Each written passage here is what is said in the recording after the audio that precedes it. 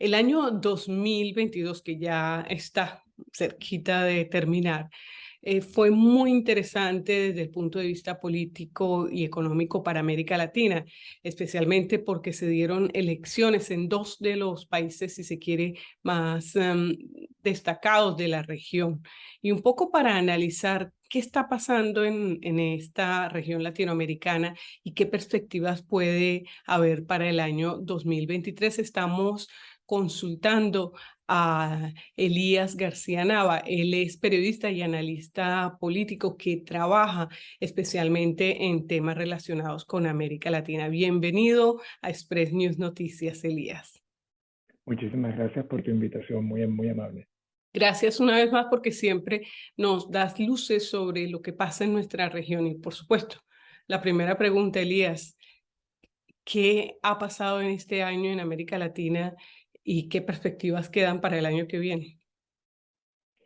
Bueno, hemos visto importantes cambios desde el punto de vista político y económico, y también hemos visto un drama que parece ir creciendo año a año relacionado con las migraciones que se han generado ya no solo de Centroamérica, sino también de países como Venezuela, que han transformado un poco las necesidades de países como México y de propio Centroamérica, porque se ha transformado en ese paso hacia Estados Unidos. De modo que es una región que está en ebullición, sobre todo por importantes cambios en el área política. Hemos visto que hay unos liderazgos que se han fortalecido y hay otros que están realmente es decir, que en cualquier momento uno supone que puede haber algún cambio o pueden atravesar procesos de desestabilización bien profundos.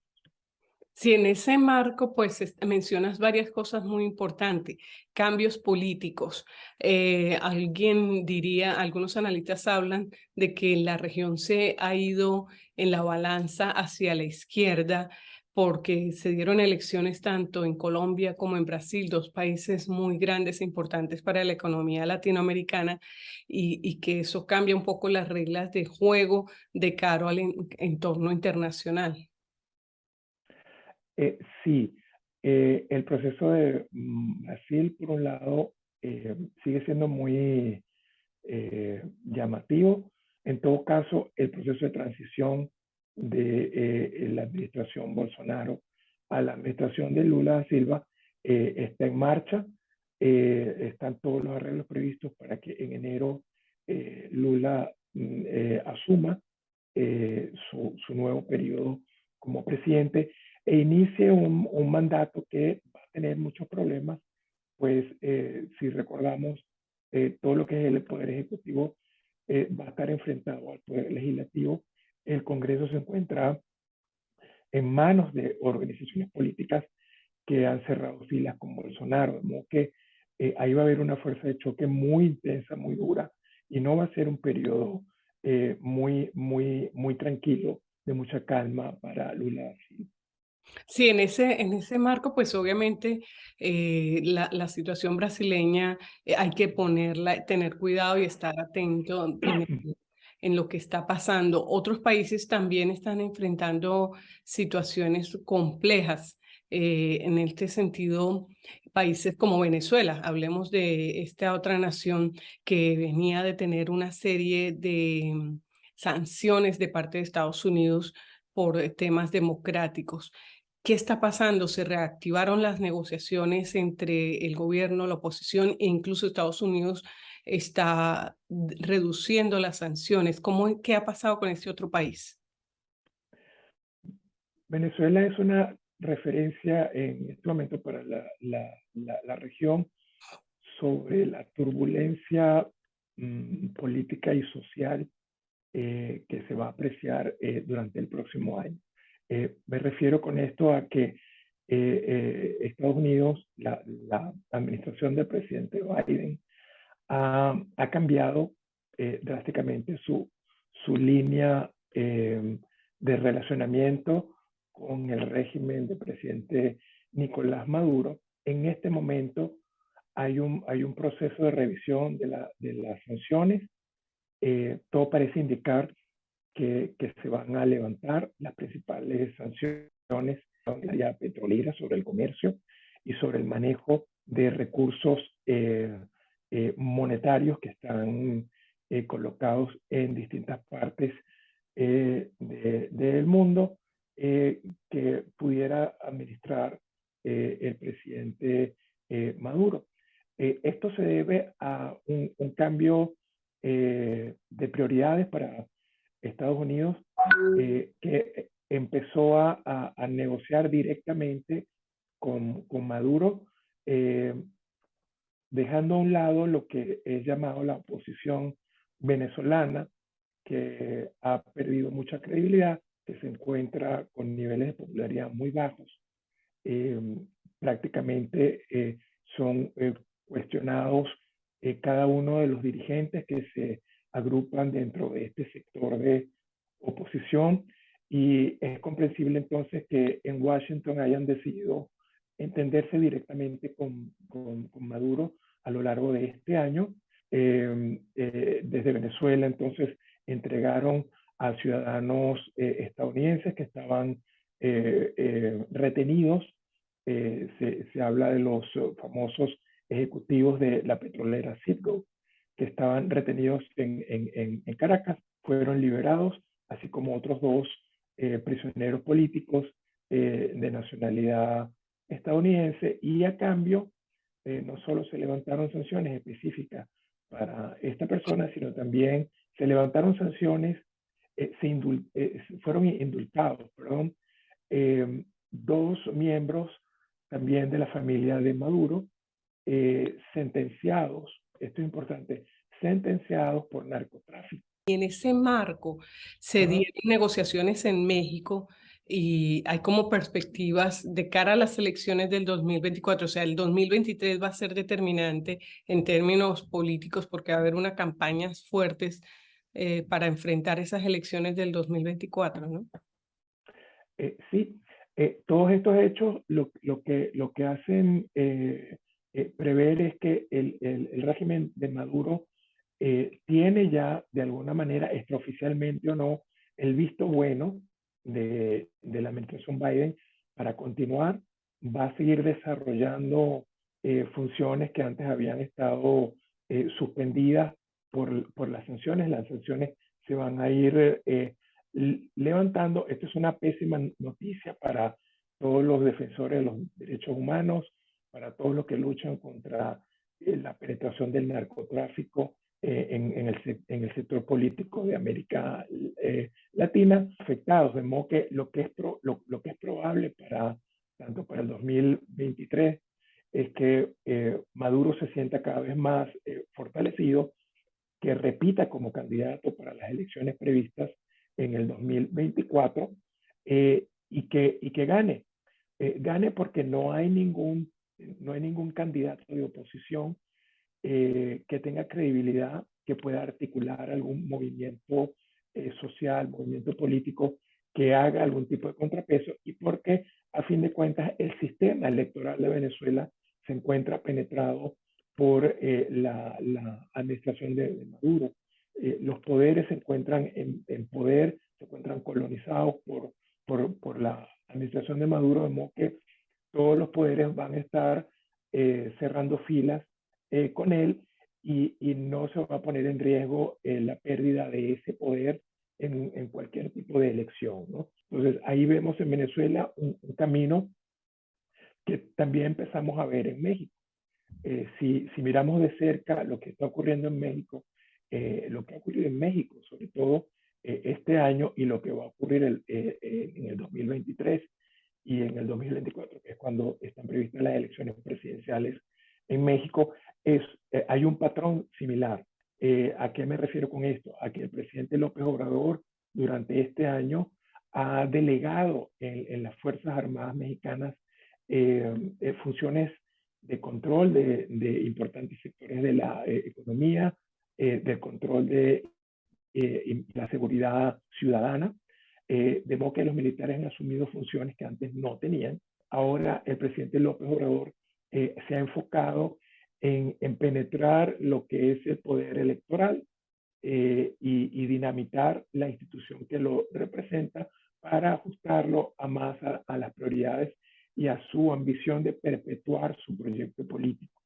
Entonces, vemos aquí un patrón muy similar a lo que ocurrió en Venezuela y a su vez que es réplica de lo que ocurrió en los 50 y los 60 en Cuba, que es el Poder Ejecutivo controlando todos los poderes y perpetuando figuras en el poder, reeligiéndolas, cambiando las leyes para que puedan ser reelectas continuamente.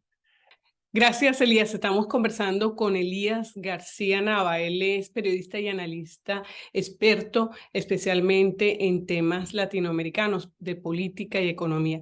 Y en ese marco tenemos dos países ya bien interesantes. Colombia es el siguiente a analizar porque en este marco, como vemos, todo de todas formas Estados Unidos tiene y sigue siendo un país muy influyente en la región.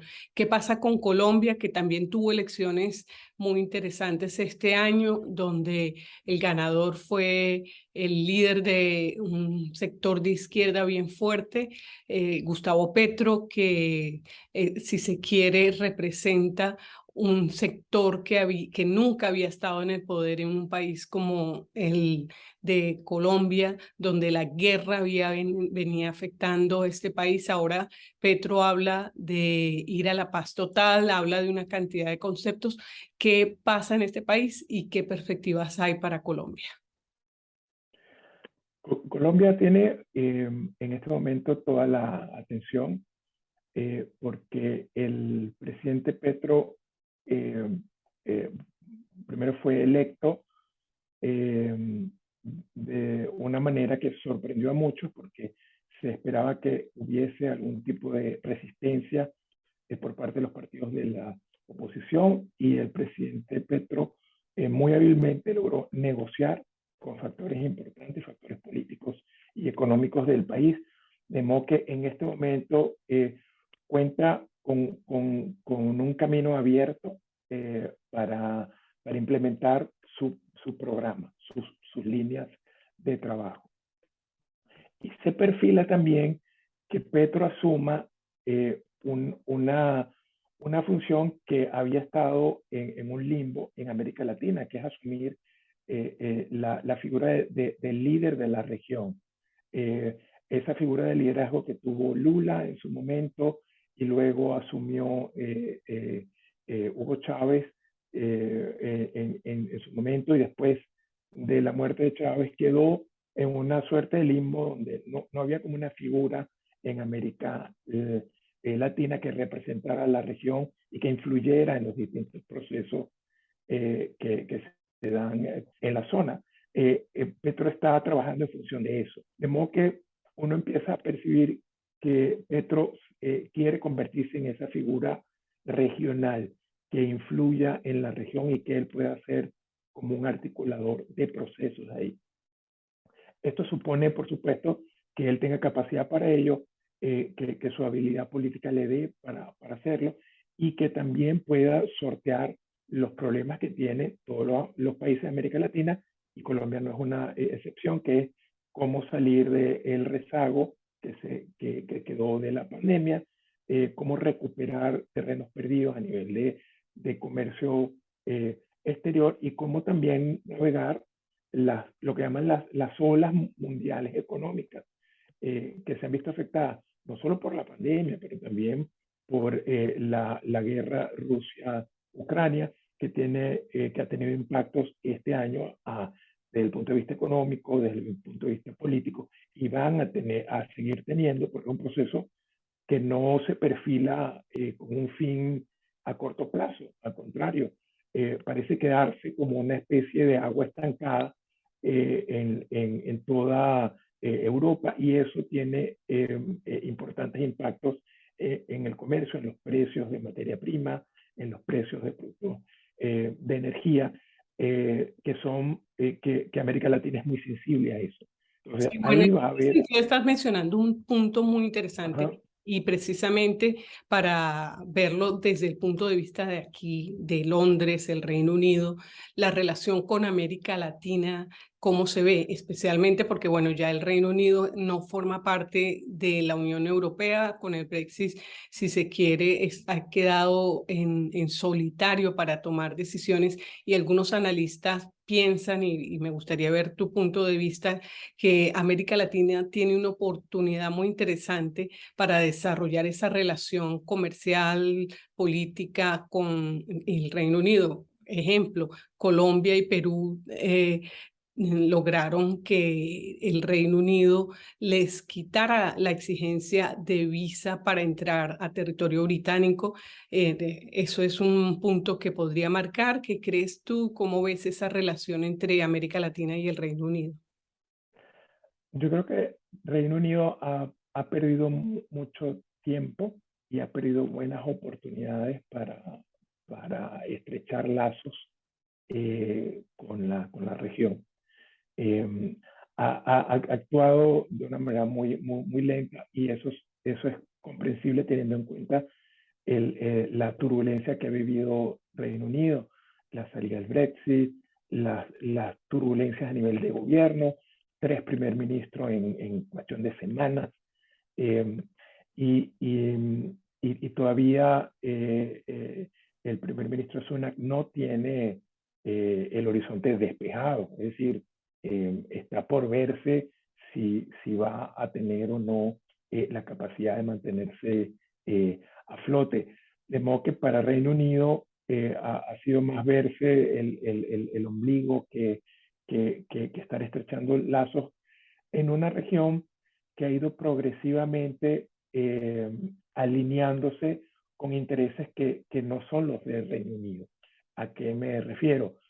Bueno, vemos a China asumiendo el principal papel como inversionista en la región y realmente estrechando lazos a todo nivel en proyectos que son claves para América Latina, infraestructura y energía.